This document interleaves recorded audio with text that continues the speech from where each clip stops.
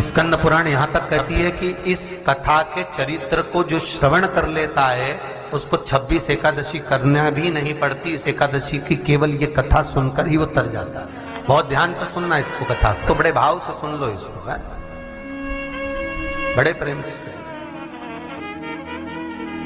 इसलिए सारी एकादशियों में निर्जला एकादशी की महत्वता शास्त्र प्रमाण करता है महाराज। निर्जला एकादशी का उद्यापन जो करा जाता है, उसका उद्यापन और प्रदोष का जो उद्यापन करा जाता है, इन दोनों का क्रम लगभग एक जैसा ही। तो निर्जला पहुंचे है, और निर्जला ने जाकर भगवान नारायण से निवेदन करा। भगवान विष्णु ने पूछा, क्या बात है निर्जला, आज तुम खेलती हुई यहां पर आकर खड़ी हो गई, क्या हुआ, क्या है? क्या तुमको गौलोक धाम में आनंद की अनुभूति नहीं हो रही जो तुम बैकुंठ में आई हो?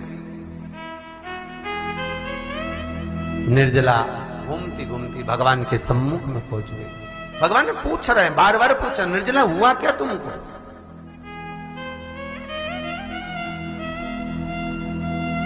ए निर्जला, ए एकादशी, हुआ क्या है तुमको? क्या कारण है तुम्हारे यहां आने का, बैकुंठ पहुंचने का? बहुत ध्यान देना महाराज।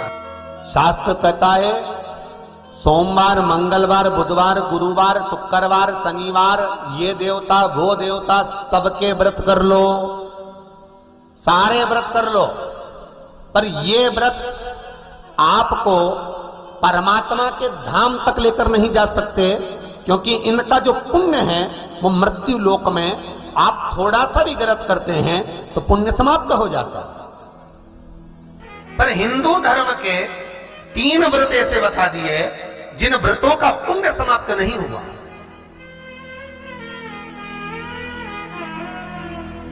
हिंदू धर्म के 3 व्रत ऐसे हो गए जिनका पुण्य समाप्त नहीं हुआ महाराज, जिनका पुण्य प्रबलता में बढ़ता गया। पहले नंबर पर एकादशी, दूसरे नंबर पर प्रदोष, और तीसरे नंबर पर शिवरात्रि। एकादशी भी 26 है तो प्रदोष भी जम के बोलते जाओ 26 है। शिवरात्रि केवल 12, केवल 12, और अगर अधिक मास की पड़ जावे तो ये 13, पर अधिक की आए तो 13 है। तो यहां शास्त्र कह रहा है कि 3 व्रत हमारे यहाँ जिनका पुण्य समाप्त नहीं हुआ, जिनका पुण्य प्रबल हुआ, बड़ा। इसलिए आज भी माता एकादशी का व्रत करती है, और एकादशी का व्रत कर कर अगर कोई जीवात्मा को देते हैं, कोई मर भी गया तो उसको एकादशी का दान देते हैं। एकादशी का उसको दान दिया है। महाराज निर्जला खड़ी है, पूछा क्यों आई हो, क्या कारण? निर्जला आई, तब लक्ष्मी मैया उठकर निर्जला के करीब में गई। निर्जला बहुत सरल थी निर्जला। कहते हैं कामा एकादशी सबसे लंबी है। कौन सी एकादशी? कामा।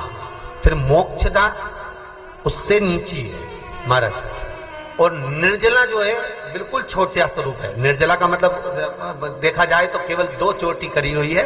मस्तक पर भोर लगा हुआ है निर्जला के, माथे पर बिंदी लगी हुई है निर्जला के, सुंदर गले में तुलसी की मालाएं पहनी है निर्जला, हाथ में जो हाथ फूल जैसी माताएं पहले पहनती थी, आपको ध्यान में होगा, ऐसा बड़ा फूल होता था, अंगूठियां पड़ी होती थी, हाथ में ऐसा लगा रहता है। तो निर्जला हाथ फूल भी तुलसी के धारण करी। बड़ा सुंदर स्वरूप है माता निर्जला का महाराज। छोटी है तो माता लक्ष्मी उनके पास में गई और निर्जला से जाकर पूछा, निर्जला तेरे आने का कारण क्या है, तू बता। नारायण आपसे पूछ रहे हैं कि क्यों आई हो, किस लिए आई हो, क्या है तुम्हारे आने का कारण? निर्जला ने कहा, मेरी विनती केवल इतनी सी है मां, कि मैं ये चाहती हूं कि मैं जीव के प्राण छूटने के बाद उसके प्राणों को जिस समय मैं लेकर जीवात्मा के प्राणों को परमात्मा तक भेजूं, बैकुंठ तक भेजूं, गौलोक धाम तक भेजूं, उस बीच में मुझे ले जाते समय कई नरक भी बीच में पड़ेंगे, कई स्थान ऐसे बैतरणी आदि आदि स्थान बीच में आएंगे, तो वो स्थान में मुझे रोका ना जाना। मैं सीधे भगवान के धाम पहुंच जाऊं। ऐसी कृपा, ऐसी दया। जितनी भी माताएं एकादशी का व्रत करती, बहुत ध्यान से सुनना आज की कथा को। शायद जिंदगी में मिली ना मिली, पर ये कथा का रिश्ता तो बहुत ध्यान से सुनना। स्कंद पुराण यहां तक कहती है कि इस कथा के चरित्र को जो श्रवण कर लेता है उसको 26 एकादशी करना भी नहीं पड़ती। इस एकादशी की केवल ये कथा सुनकर ही वो तर जाता है। बहुत ध्यान से सुनना इसको, कथा को। सबसे पहला नियम एकादशी व्रत का, सबसे पहला नियम है कि आप जिस दिन व्रत करो उसके एक दिन पहले भक्ति का संचार इस हृदय में करो। भक्ति का संचार इस हृदय में कर लीजिए। जिस दिन आप व्रत करो, जैसे एकादशी का व्रत कर रहे हो तो दशमी के दिन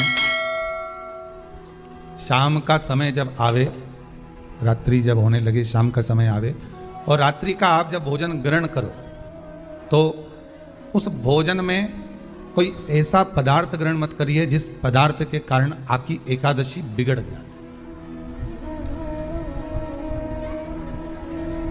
कोई बेकार भोजन में ग्रहण नहीं करना, श्रेष्ठ भोजन ग्रहण करिए दशमी। और एकादशी का दूसरा नियम बहुत ध्यान से सुनिएगा। जिस दिन आपकी एकादशी का व्रत हो उस दिन प्रयास करिएगा कि अपने हाथ से किसी भी वृक्ष की कोई पत्ती टूटे ना। अपने हाथ से किसी भी वृक्ष की, पौधे की, किसी भी वृक्ष की पत्ती अपने हाथ से ना टूटे। बहुत ध्यान दीजिएगा महाराज। एकादशी का ये दूसरा नियम है कि अपने हाथ से किसी पौधे की, किसी वृक्ष की, किसी डाली की कोई पत्ती टूटे ना, कोई पत्ती ना टूटे, इसका प्रयास करिए।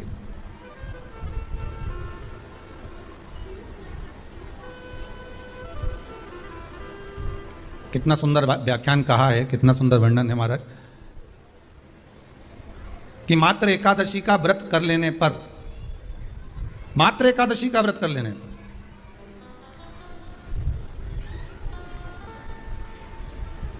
जो पूर्व में किया गया हमारा पाप कर्म है, हमने किसी जीव की हत्या करी है, हमने किसी को कष्ट प्रदान करा है, हमने किसी को अपशब्द कहा है, हमने किसी को ताने दिए, हमने किसी को आड़ा टेढ़ा कहा है, हमने किसी को गालियां दे दी है, मात्र एकादशी का व्रत ही कर लेने पर ये सारे जो दोष हैं वो समाप्त हो जाते हैं। सारे दोष हमारे समाप्ति पर आ जाते हैं।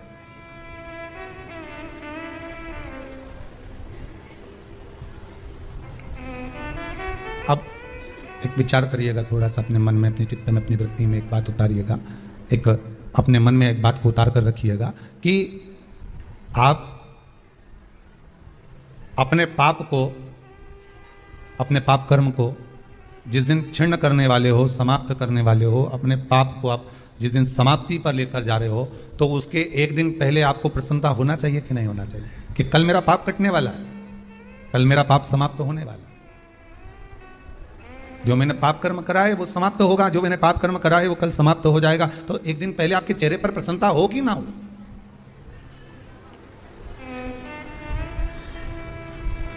और चेहरे पर वो प्रसन्नता आपके आना चाहिए कि कल मेरा एकादशी का व्रत है, आज दशमी है, कल एकादशी का व्रत है, तो कल मेरी जब एकादशी का व्रत रहेगा तो मेरा ना जाने कितना कितना पाप, कितना असत्य, कितना कितना झूठ, कितना कितना प्रपंच वो समाप्त हो जाएगा। इसमें मुझे प्रसन्नता हो, इसमें मुझे आनंद था।